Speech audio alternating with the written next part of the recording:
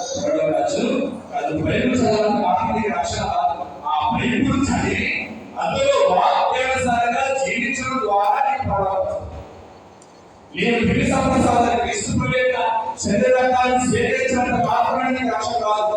ఇవి స్వీకరించినటువంటి ఆ పిల్లి శరీరం అనుగుణంగా నేను జీవిస్తే నీకు రక్షణ వస్తుంది. కాబట్టి కూడా నేను బంధువులటువంటి మనం అధికారులను ప్రత్యక్షంగా గురించి ఒక 50 సంవత్సరాలు నేను ఆ 7 సంవత్సరాలు తీసుకున్నా కాబట్టి ఆ పనిలోకి వచ్చే అధికారం కావాలి అని అంటే దాన్ని స్వీకరించి దానికి అనుగుణంగా జీవించావా లేదా? లేదు నేను ప్రతిగా పాపసంగతులు చేశాను. ఆ పాపసంగతులు చేసిన తర్వాత ఒప్పుకున్నటువంటి పాపాన్ని నేను విడిచిపెట్టావా మళ్ళీ చేసావా కదా? మనం ఆ పాపసంగతులు వాళ్ళని పాపాన్ని విడిచిపెట్ట కదా. ఈ దొంగతనం మాత్రం ప్రతి దొంగతనం చేసిన పాపసంగతులు చేస్తే అది నిజమైన పాపసంగతులు కాదు.